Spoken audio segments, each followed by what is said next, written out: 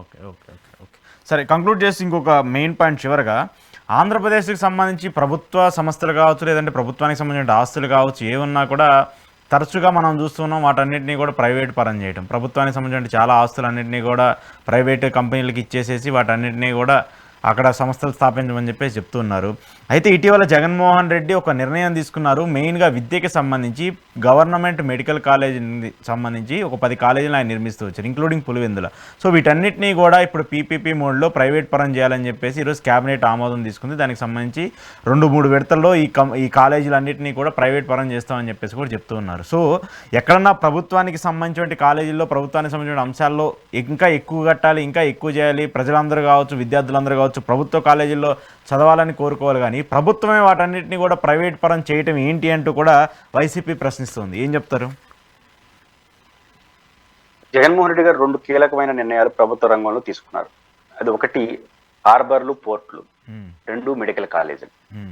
హార్బర్లు, పోర్ట్లు అనేది విశాలమైనటువంటి సముద్ర తీరం ఉన్న ఆంధ్రప్రదేశ్కి వాణిజ్యం అనేది ఒక కీలకంగా ఉంటుందని పోర్ట్లు అదేవిధంగా హార్బర్లు నిర్మించడం ద్వారా వాణిజ్యం బాగా జరుగుతుంది. మన సౌత్ ఇండియా కూడా ఒక కేంద్రంగా మారుతుంది. అది ఎక్కువ ఆదాయాన్ని పెంచుతుంది, ఉపాధి పెంచుతుంది అనేది దృష్టితో వాళ్ళు దాన్ని స్పీడప్ చేశారు. సరే, ఈ ప్రభుత్వం కూడా కొనసాగిస్తానంటుంది, వెల్ అండ్ గుడ్.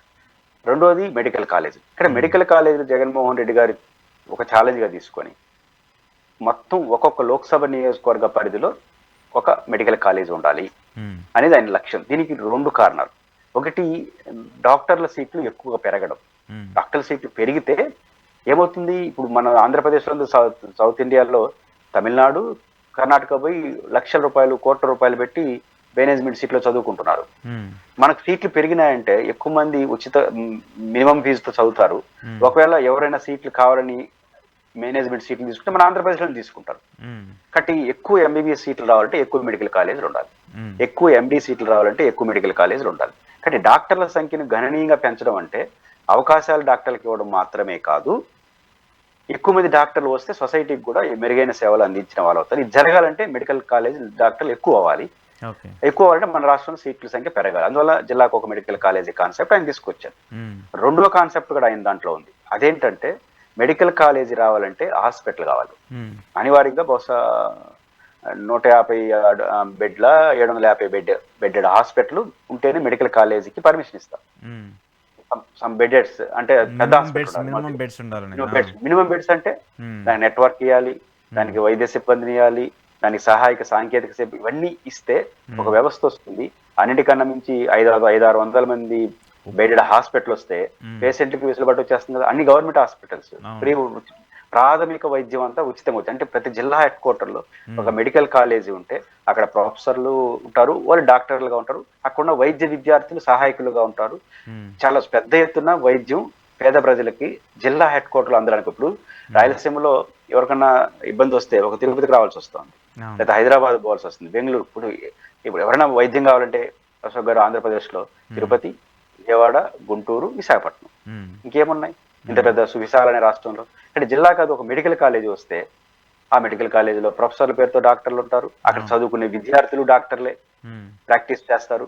వీటన్నిటి కారణంగా వైద్యం విస్తృతంగా ప్రజల్లోకి వెళ్తుంది, వైద్యం అందుబాటులోకి వస్తుంది, మెడికల్ కాలేజీలు వస్తాయి, ఎక్కువ మంది వైద్య విద్యార్థులు వస్తారు అనే దూరదృష్టితో జగన్మోహన్ రెడ్డి గారు కొంచెం సాహసమైనా సరే చేసే ప్రయత్నం చేశారు. దాంట్లో ఒక 5 కాలేజీలు ప్రారంభం కూడా చేసేసినాడు ప్రభుత్వ సెక్టర్లో. ఇంకో 5 ఈ ప్రభుత్వం కానీ ఇది మార్చుకున్నారు కదా పీపీఐ పద్ధతి వారని, అది డెసిషన్ తీసుకోవాలంటే ఇంకో 5 కూడా ప్రారంభం అయిపోయింటాయి. ఉదాహరణ పులివెందుల మెడికల్ కాలేజ్ రెడీగా ఉంది, ప్రారంభం అయిపోయింది, ఇంకా ప్రారంభం కాలేదు. అది కూడా ప్రైవేట్ రంగంలో పెట్టేట్టుకున్నారు.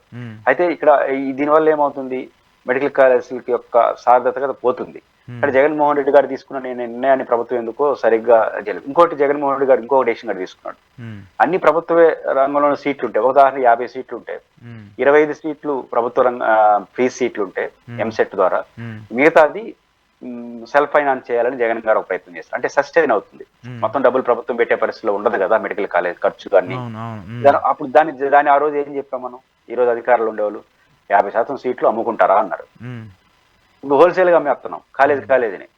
అప్పుడు జగన్మోహన్ రెడ్డి గారు మెడికల్ కాలేజీ పెట్టి, హాస్పిటల్ పెట్టి, ఒక 50 సీట్లు మెడికల్ ఎంబీబీఎస్ సీట్లు తీసుకొచ్చి దాంట్లో 25 ఎంసెట్ ఫ్రీ సీట్లు, 25 ఫైనాన్స్ చేద్దాము. ఫైనాన్స్ అంటే డబ్బులు, ఫైనాన్స్ సెల్ఫ్ ఫైనాన్స్ కోర్సులు అంటారు దాన్నారు. అంటే అప్పుడు ప్రైవేటీకరణ అన్నారు, దుర్మార్గం అన్నారు, అన్ని మాట్లాడేసినారు. ఇప్పుడు ఏకంగా హోల్సేల్ మొత్తాన్ని ప్రైవేటీకరణ చేసి పడేస్తున్నారు. దీన్ని ఏమనాలి? కాబట్టి ఆ రోజు రాజకీయం కోసం అట్లా మాట్లాడేసి ఈ రోజు మీ చేతికి వచ్చేసరికి ఇట్లా మాట్లాడమా? కాబట్టి ఏదైనప్పటికీ కూడా ఈ ప్రభుత్వం వ్యవహరిస్తున్న తీరు బాగలేదు. ఖచ్చితంగా పీపీఏ మోడల్ వేస్తారా, ఎట్లా చేస్తారా వేరే సంగతి. మెడికల్ హాస్పిటల్ అన్నది ఉచితంగా ప్రజలకు అందుబాటులోకి రావాలి. 2, ఈ సీట్లలో కనీసం జగన్మోహన్ రెడ్డి లాగా 50-50 అనేది చేయండి. అంతే తప్ప 100% సెల్ఫ్ సైన్స్ చేస్తే పేద విద్యార్థులు చదువుకోలేరు.